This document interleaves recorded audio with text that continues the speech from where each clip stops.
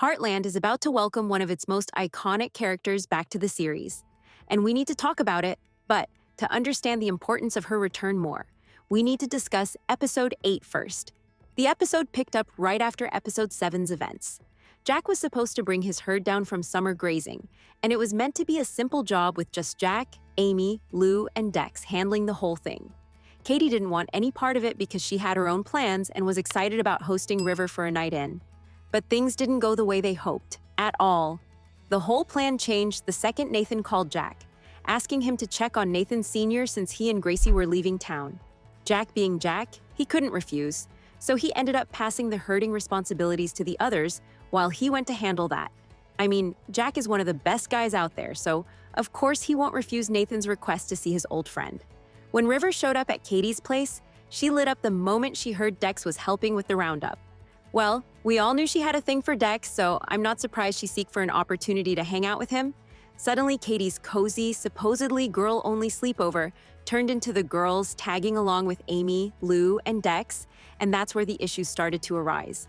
And before we dive in, I have to say for the first time ever, I watched the entire episode for Katie, and I cannot believe she had to go through that.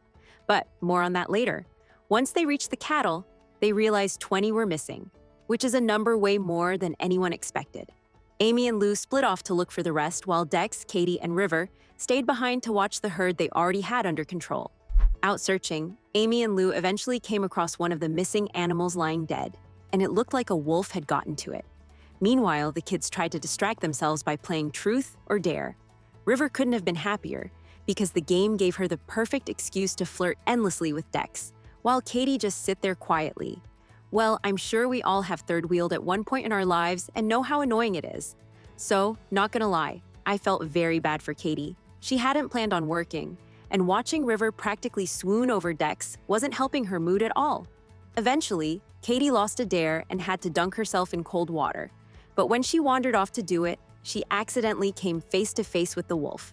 Panicked, she ran back to Dex and River, and the wolf followed her right into the herd, sending the cattle into a frenzy. In all the chaos, River ended up getting hurt. At the same time, Amy and Lou realized a wolf had to be nearby, so they rushed back toward the others. Dex took River straight back to the ranch, while Amy stayed with Katie to steady the herd, and Lou went to confront the wolf herself. She found it, but couldn't bring herself to kill it. Instead, she fired warning shots to scare it off. I mean, what a smart kid.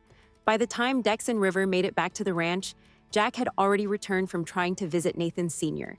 Once he heard what was happening, he wasted no time heading back out to help. With his years of experience added to the situation, everyone started seeing the bigger picture. The wolf problem wasn't really a wolf problem at all. The damage looked more like someone had been stealing cattle. Once things settled enough for everyone to return home, Katie walked straight into the moment she'd been dreading the entire episode as she saw River kissing Dex.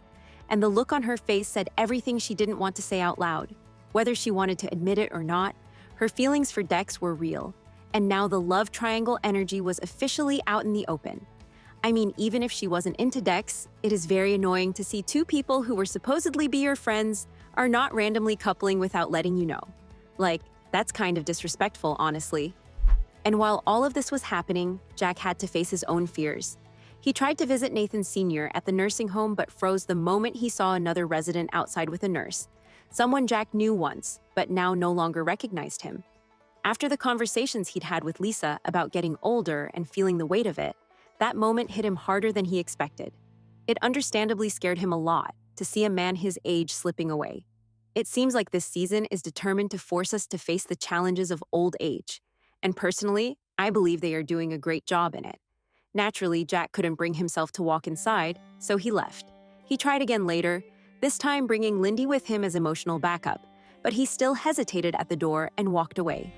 It wasn't until his third try, again with Lindy holding his hand through it, that he finally pushed himself to go inside. They found Nathan Sr. in a frightened, confused state, convinced someone had stolen his horse, Rowdy. Jack tried explaining that Rowdy was at the ranch and perfectly safe, but Nathan Sr. was too lost in his fear to believe him. That's when Jack realized what he needed to do. He brought Rowdy directly to the nursing home. With Lindy helping him guide the horse inside, they managed to sneak Rowdy through the lobby, onto the elevator, and straight to Nathan Sr.'s room. The moment Nathan Sr. saw his horse with his own eyes, he finally calmed down. And I loved watching a man in his state feeling so alive again. And on top of all that, Lisa was going through her own emotional roller coaster. The private investigator she'd hired had finally located her sister and arranged a meeting. But unfortunately, he had done it by using a lie. When Lisa showed up at the bar, her sister felt ambushed, and things blew up pretty quickly. The conversation went nowhere, and they ended the night still angry and hurt. Later on, Lisa called again and found out her sister was still at the bar, of course drunk this time, so she brought her back to the ranch to make sure she was safe.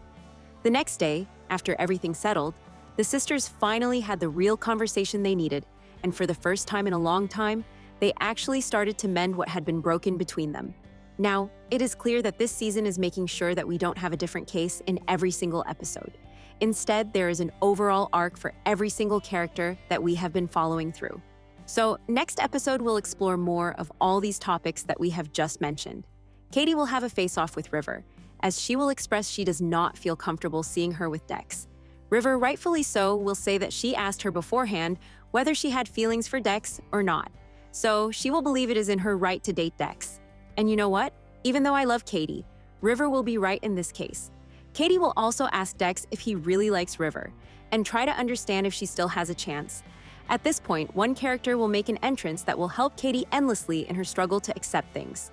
Of course, I'm talking about her big sister, Georgie. Georgie is finally back from Florida, and she will come with news. She will say that her and Quinn decided to get married, and she wants to see the whole family there. She will also talk about her achievements in Florida and how much she misses Heartland. Personally, I cannot wait to see Georgie, but let me know what you expect from her return. For more weekly updates, discussions, and analysis on Heartland, make sure to like and follow. Meanwhile, the video on the screen might also interest you.